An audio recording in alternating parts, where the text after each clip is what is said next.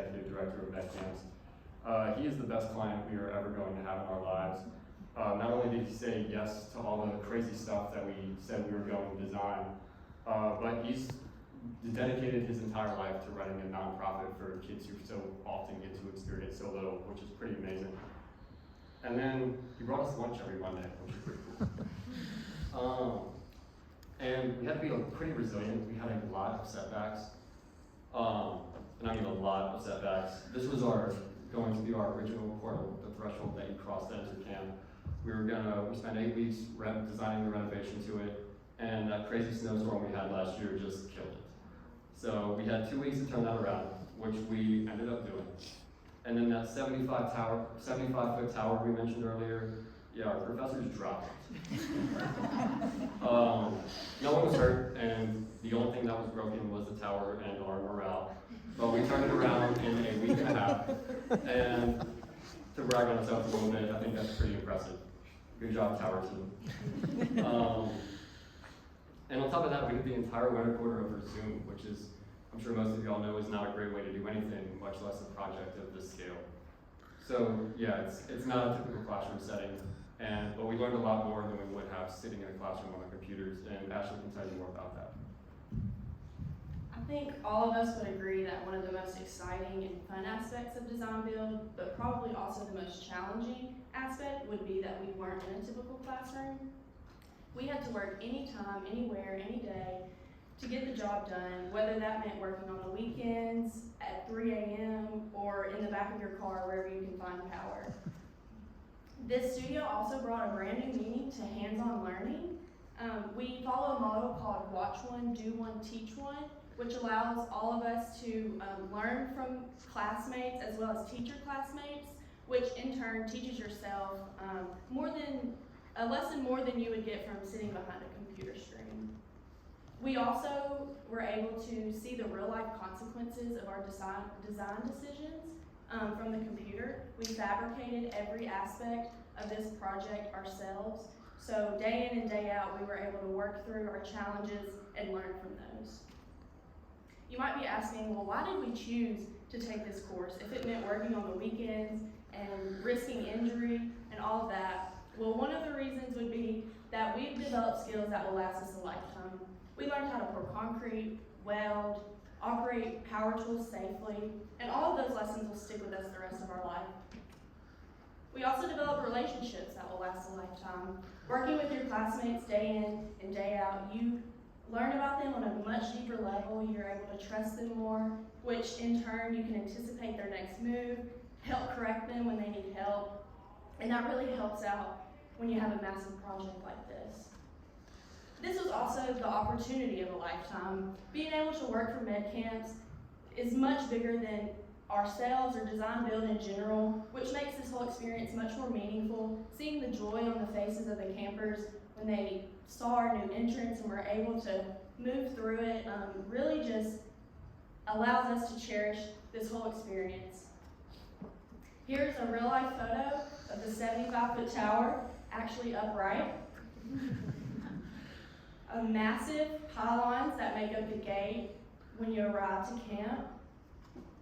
And of course the portal, which is two 780-pound wooden doors that open up and usher you into the magic of MedCamps. And all of those come together to create a project that will last a lifetime, not only in our hearts, but in the hearts of the campers at MedCamps. And it wouldn't have been possible without the immersive service learning studio that Design Build offers. Personally, for me, the relationships that we made have continued to benefit me till today in my studio. I'm able to rely on my classmates, and we're much closer now. And along with more personal notes, being able to have a studio where you're super close with your professors, and really they're just glorified students with you. They win with you, they fall with you, they stay up all night with you. It's just a really great experience to develop relationships within the professional world.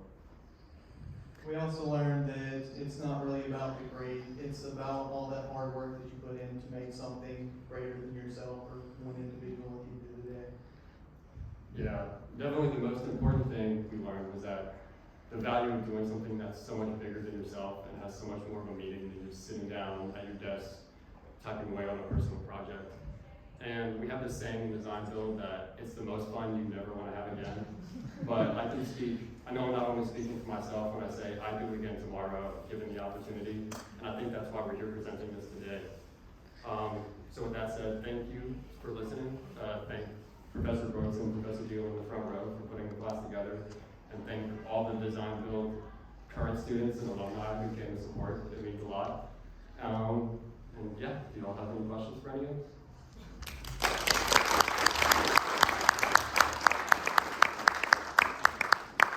Any questions for the group? Way in the back.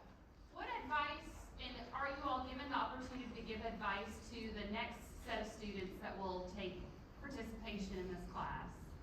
Yeah, at the beginning of winter quarter, when the new design build class came in, we got the opportunity to go out to med camps and we made scores and talked to the new class and gave them some advice and tips and what not to do and prepare them for all the lack of sleep they're going to get this year, which they're probably doing right now as we speak.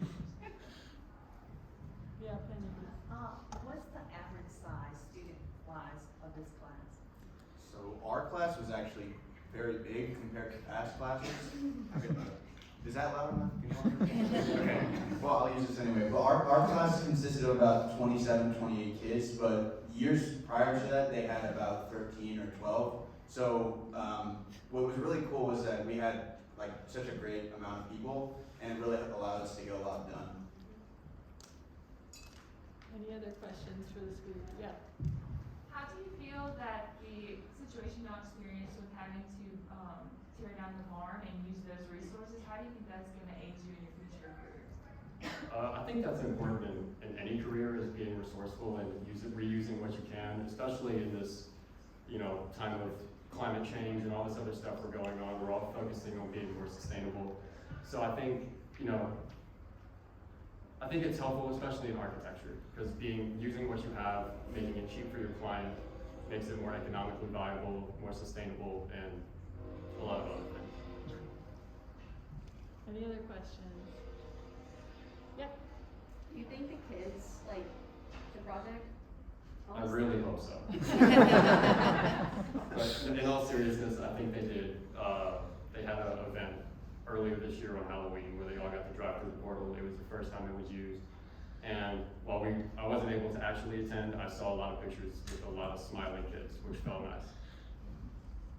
Awesome.